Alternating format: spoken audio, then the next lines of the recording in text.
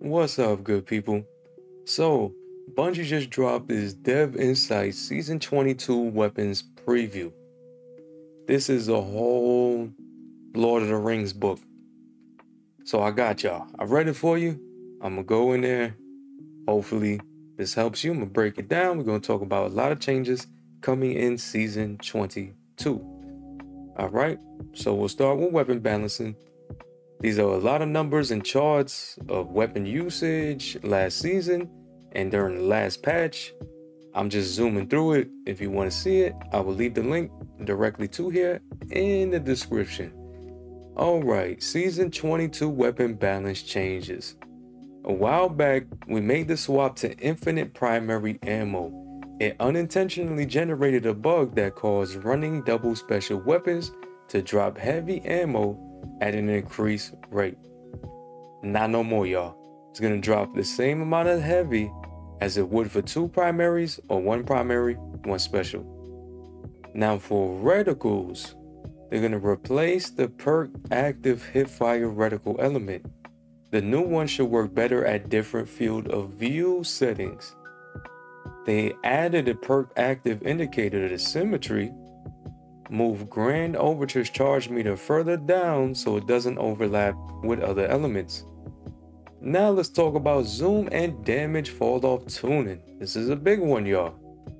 To do this, we're gonna have to be enforcing something called range compression, where the highest achievable damage fall off range on almost all weapons has been reduced to some extent. Then in many cases, the lower edges of their damage fall off ranges have been brought up. Before we jump into that though, let's take a moment to explain what zoom does and how it interacts with damage fall off. Up until Season 22, the zoom stat has always provided 4 benefits when aiming down sights. That scales damage fall off distance, scales aim assist fall off distance, increases accuracy, reduces recoil. So the scales, just think of the scales, if you don't know, as it just brings it up. It's a good thing. It brings it up. It increases the distance before those things take place. As of Season 22, we have removed the first benefit from the list. In its place, we now have a new stat called Aim Down Sights Damage Fall Off Scaler, which we have applied to all weapons that can experience damage fall off. Alright, this is a lot of numbers. And scalars for individual archetypes. I will leave it up here for you. You can pause and take a look at it if you really want to see the numbers, but I was just going to get into it for y'all. So they rebalanced the base damage fall off start on several weapon archetypes to account for the new ADS damage fall off scalar values. Sidearms increased at 100 by 1.2. SMGs increased at 0 by 1.3, increased at 100 by 0.8. Auto rifles increased at 100 by 2.5.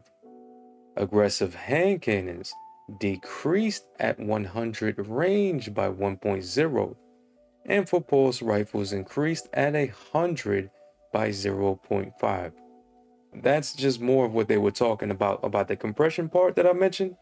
That's all in there. Alright, so examples of how this works. An adaptive hand cannon with a range stat of 70 would have previously had its damage fall off start at 31.2 meters when ADS, or 34.3 meters if it had rangefinder. Now, regardless of whether it has rangefinder or not, the damage fall off starts at 33.5 meters when ADS. Y'all see that? Kind of a big change, I think.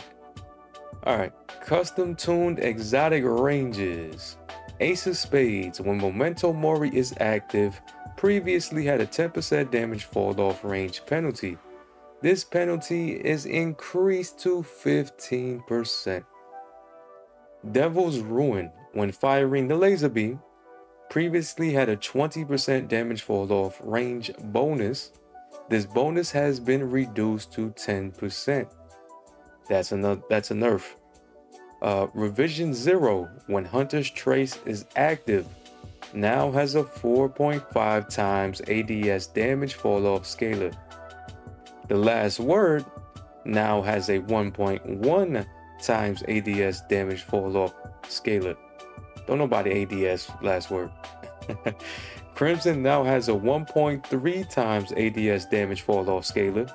It previously had an intrinsic 5% damage fall off range penalty. This has been removed. Vex Mid class now has a 1.5 times ADS damage fall off scalar. Forerunner has a 2 times ADS damage fall off scalar.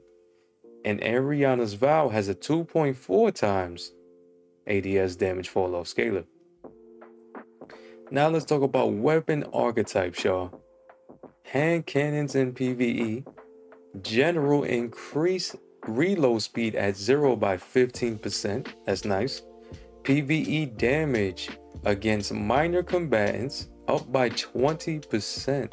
Increased damage against major combatants, orange bars, by 75%. The heavy burst, you already heard about this, but Warden's Law is coming and it's going to be a heavy burst frame. That's 2 round bursts. Bows. General changes. Reduce the minimum reload animation during 0.5 seconds to 0.3. Increase the projectile velocity at full draw so that the projectiles will continue to perform as if they were hit scan at longer distances at higher frame rates. Lightweight bows, they're going to have equal full draw projectile velocity with precision bows. SMGs, aggressives are gonna have their RPM stat displayed correctly. Sidearms, aggressive sidearms reduce base damage. So aggressive sidearms getting a nerf. They're gonna reduce the base damage by 2. Pulse rifles, the BXR battlers increasing zoom back to 20. Well, all right. Didn't see that one coming. All right. Shotguns. General. Fix the impact stat on the comedian. All right. Fusion rifles. General. Fixed an issue where Adept Masterworks and enhanced intrinsic perks were decreasing the damage dealt by fusions when they changed the charge time stat. For waveframe heavy grenade launches, they're gonna reduce the damage of the self AoE. So meaning when you shoot it at your feet, the AoE is being reduced. This should make it much safer to fire the projectile closer to your feet. Swords getting a big old rework. All right, listen y'all. Okay, Sword Guard.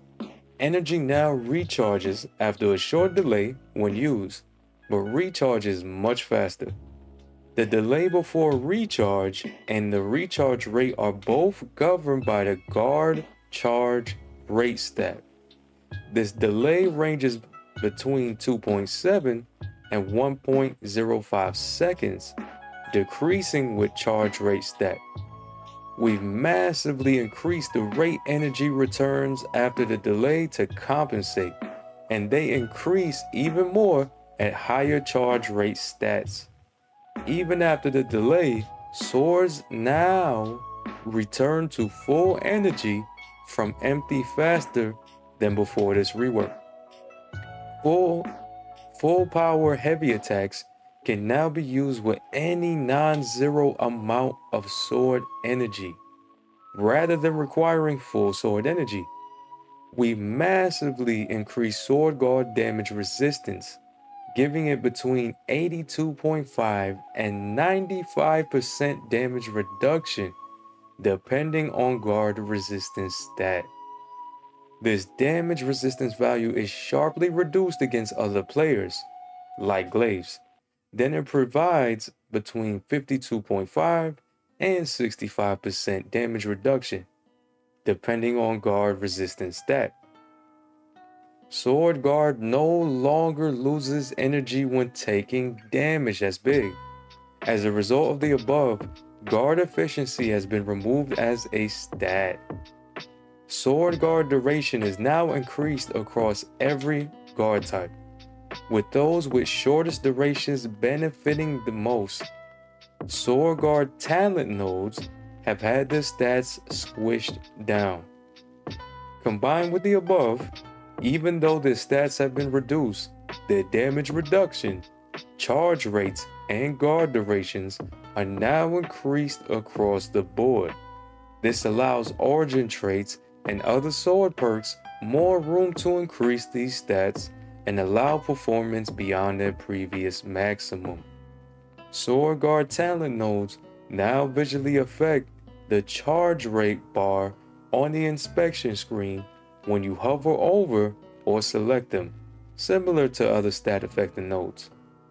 Sword movement speed while blocking has been increased from a 0.75 times multiplier to 0.85 times. The Lament exotic sword has been special cased, so its charge rate and delay are unaffected, but it still benefits from the from the increased guard damage reduction and duration. Okay, that was a lot. All right, that was a lot. Put that popcorn down.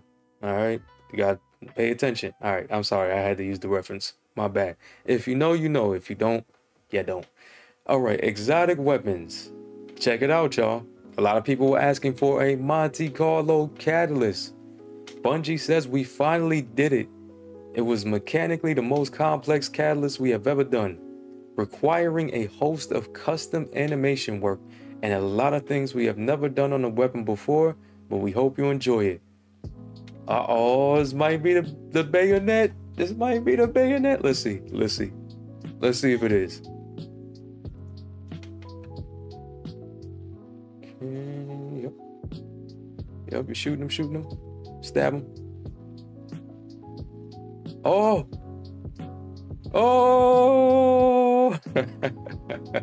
It is the bayonet!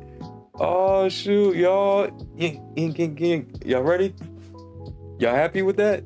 Y'all happy with that, or did you want something else from Monte Carlo? I don't know. Let's see how strong the bayonet is when we get it. Alright, Quicksilver Storm. Fixed an issue where ammo was loading into Quicksilver Storm slightly too late in the reload animation. Dead Man's Tail. Fixed the displayed impact stat. This is cosmetic only. Damage per bullet is unchanged. Two-Tailed Fox. Listen, y'all. Two-Tailed Fox now fires a 3-shot burst with the catalyst, instead of firing 3 rockets in a 2-shot burst. Vergless Curve. Whisper of Fissures detonations now generate hail barrage stacks if the stasis crystals was created by this weapon. Shiver Quiver now activates when slowing enemies. That's fun to say, y'all. Shiver Quiver? Swish, Schwiver, Schwiver, Shiquiver? I'm sorry. Alright, we increased the slow stacks from 40 to 60 when hitting players directly with hail barrage arrows. This allows for a freeze if 2 barrage arrows hit the same player. And this one's been coming for a long time, my PvP Lamonarchers. Here we go. Reduce draw time from 684 milliseconds to 612 milliseconds. Reduce body shot damage from 100 to 85. Increased critical hit multiplier from 1.5 times to 1.6 times. Crit damage against players goes from 150 to 136. and it changed the poison damage over time effect. Other than that reduction in body shot damage, this is a huge change. All right. So reduce poison damage over time duration from 3 seconds to 1.75 seconds. Moved from 8 damage ticks to 6, but poison deals the same total damage to players. Poison damage increased in PvE by 50%. Nice. I will take that PvE buff. I love it. So y'all tell me how y'all felt about that one. I could already imagine some of the comments. Let's be nice, okay? Be nice. Vex Mythoclast. RPM reduced from 390 to 360 to match other high impact auto rifles. Increased damage against minor combatants, red bars, and major combatants, orange bars, by 25%. Tommy's matchbook updated scourge values. It was previously 14 plus 7 with the Ember of Ashes fragment equipped. Now it's 15 plus 5. Touch of Malice. All right, interesting. Increase final round damage in PvE by 20%, or decrease the self damage from the final round from 10 to 7. Final round damage can no longer kill the user. Increase the health awarded by the Touch of Mercy perk from 30 to 75. And set up Touch of Mercy to work like Unrelenting.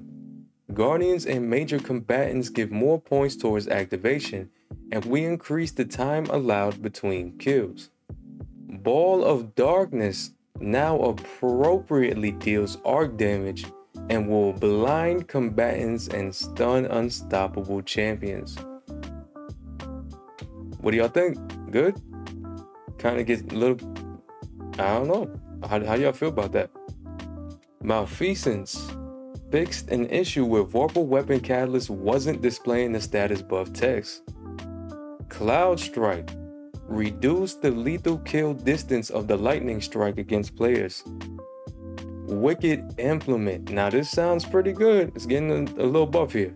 The timing window for creeping attrition has been increased from 3.5 seconds to 4.5 seconds. You can now activate Tithing Harvest by destroying stasis crystals. And the Wicked Implement Exotic Catalyst now also includes the Headstone perk. I think this is gonna be nice, especially for your stasis build. This is going to be a nice change. I think Wicked Implement just jumped up in its usability in my book. Y'all tell me. Alright, let's talk about perks. Bipod. Reduce the damage penalty from 40% to 25%. For Envious Assassin, there is no longer a time limit after kills within which you must activate the perk to get another kill. The perk will now activate even if the magazine is overflowed. It will stop activating once you hit maximum magazine size of 2.5 times or greater. Enhanced Envious Assassin now provides fractionally more ammo per kill instead of a longer window of time after a kill. Under Over now provides bonus body shot damage against players with Woven Mail. Increase the bonus damage against combatant shields and deals significantly increased damage to enemies who are enhanced by Darker Ball overshields, in addition to enemies shielded by Lucent Moths. Yeah, it's going to be a lot more useful. I think it depends on how much. We don't have any info on how much more damage, but we'll see. All right, Under Pressure. We have reduced the maximum accuracy bonus that can be granted and reduced the maximum accuracy cone scalar from 0.5 to 0.75. Yeah, that's gonna, I'm sure that's gonna be noticeable to a certain degree, not that much, but it will be a little noticeable. Under pressure should still be a good perk. Shoot to loot no longer triggers the reload when shooting a special brick that could not be picked up while also having an overflowed weapon equipped. Explosive damage from things like explosive payload and kinetic tremors now interacts with orbs of power, y'all. Valiant Charge. This perk now deactivates as intended after a single swing. Ambush no longer deactivates from healing, fall damage, or being shot by allies.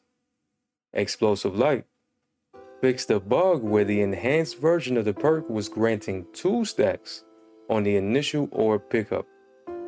And Chill Clip reduced the slow stacks from 60 to 40.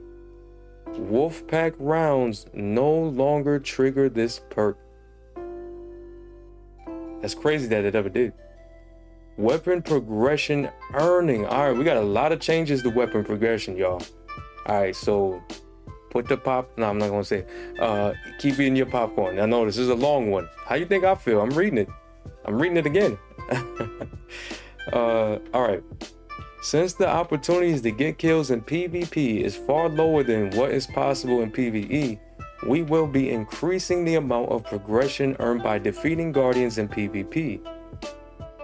And this starts in Season 22. We're boosting activity completion progress across several activity types. This means Crucible, Trials of Osiris, Dares of Eternity, Wellspring, Gambit, and Platinum score completions of Legend and Master solo lost sectors. We're also adding the capability for progress that exceeds the current level to roll over to the next level. That's nice too. All right. To round out the weapon progression changes, I like this one. We're also adding the capability to directly increase a weapon's level through currency expenditure. Don't worry, not real money. Crafted and enhanced weapons will both receive a new mod slot in their weapon details, where you can spend glimmer and enhancement cores to boost the level of the weapon. This mod will increase the weapon's level directly, leaving your existing progress towards the next level untouched. While there is no cap to how far you can boost the weapon's level, the cost of this boosting will increase relative to the level of the weapon.